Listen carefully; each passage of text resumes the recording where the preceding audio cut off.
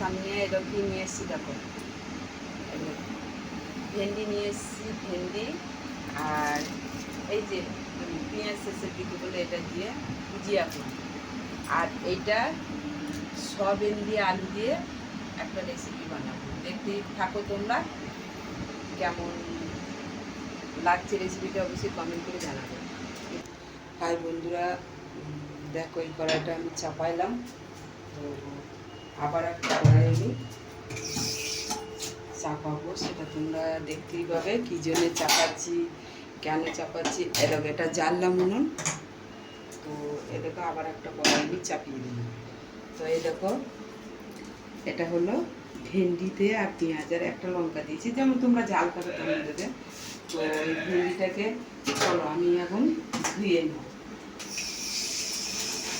তুমি ধুয়েও বুঝতে পারো, আমি ধুইনি বলে তাড়াহুড়ো করে কাজ করা, তো এই জন্য বুঝতেই পারছি আমি একটা কর্মজগতে বুঝতে আছি, তো সেটা তোমাদের সামনে আমি বারবার শেয়ার করি। তো ওটাকে ধুয়ে রাখলাম। তো দেখতে পাচ্ছি দেখো সয়াবিন আলুর আজ সবজি হবে, যেহেতু আলুটা খুব পড়ে গেছে। তো এই দেখো টমেটো দিয়েছি একটা, আজকে শুকনো লঙ্কার গুঁড়োটা মানে আমার আনা নেই বলে আমি কাঁচা লঙ্কা দিচ্ছি। তোমরা শুকনো গুঁড়োটা দিলে পারে কী হয় বলো তো, কিন্তু কালারটা আছে। ধোয়া হয়ে গেছে, এবার দেখতে থাকো। এদিকে কড়াইয়ে আমি তেল দিচ্ছি, তেল দিলাম, আবার এ কড়াইয়েও আমি তেল দিলাম। এবার দুটো কড়াইয়ের মধ্যে কোন কড়াইতে কী চাপাবো এবার তোমরা দেখতে থাকো, কোন কড়াইয়ে আমি কী চাপাচ্ছি। তো রান্নার রেসিপিগুলো কেমন লাগছে অবশ্যই কিন্তু কমেন্ট করে অবশ্যই কিন্তু জানাবে।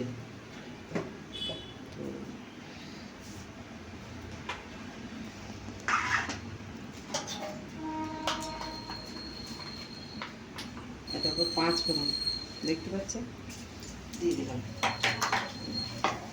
এটা এইটুকু পর্যন্ত থাকবে, এটা হতে রয়েছে, তো এখন হতে হবে। তো চলো এই কড়াইয়ে তেলটা আমার গরম হয়ে এসছে। এই যে কাটা ধোয়া ছিল দেখো, যে কাটা ধোয়া ছিল ভেন্ডি কটা, সে কাটা আমি তেলের উপরে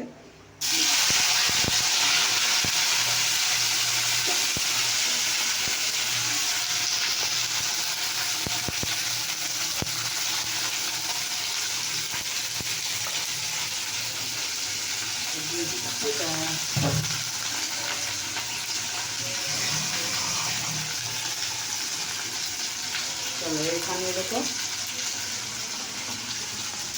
আলু মানে আলু তো মানে আলু সয়াবিন যেটা রেসিপি বানাচ্ছি সেটা হলে 5 ফোড়ন দিয়ে দিয়েছি, তেল দিয়ে দিয়েছি, এবার হয়ে এসছে 5 ফোড়নটা। এবার আমি আমার সাথে আলু টমেটো কাঁচা লঙ্কা দিয়ে দিলাম। শুদ্ধ নিরামিষ করছি বন্ধুরা, শুদ্ধ নিরামিষ। এবার আমাকে এটা আমি একটু ধুয়ে নিলাম, সবইটা একটু ধুয়ে মাটি দিলেও কোনো ক্ষতি নেই, আবার ধুয়ে দিলেও কোনো ক্ষতি নেই, সেটা তোমাদের ব্যাপার। তো চলো এবার আমি কী করছি তোমরা দেখতে থাকো।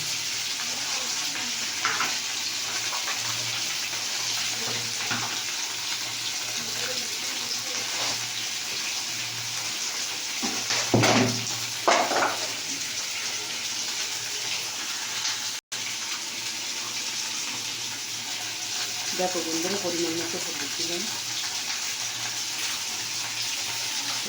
যেহেতু এটা একটু তরকারি তো এটা একটু বেশি করে পরিমাণ মতো হলুদ দিতে হচ্ছে। এখানেও পরিমাণ মতো নুন দিয়ে দিলাম,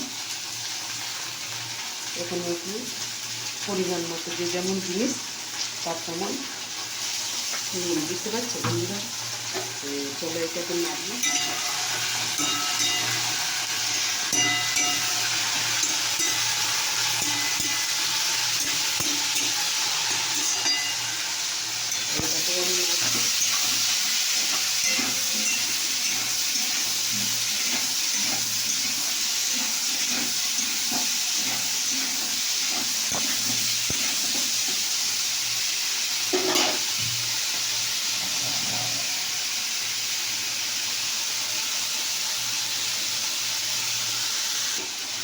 দেখো বন্ধুরা এইভাবে নেড়ে দিলাম।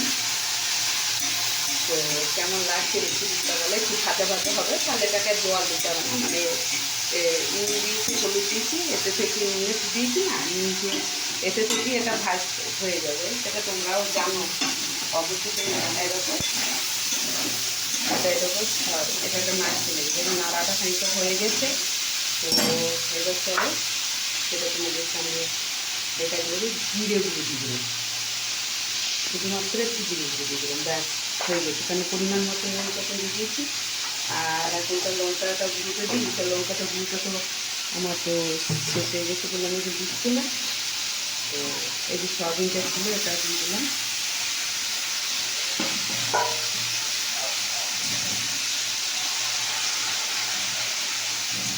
এবার একটু জল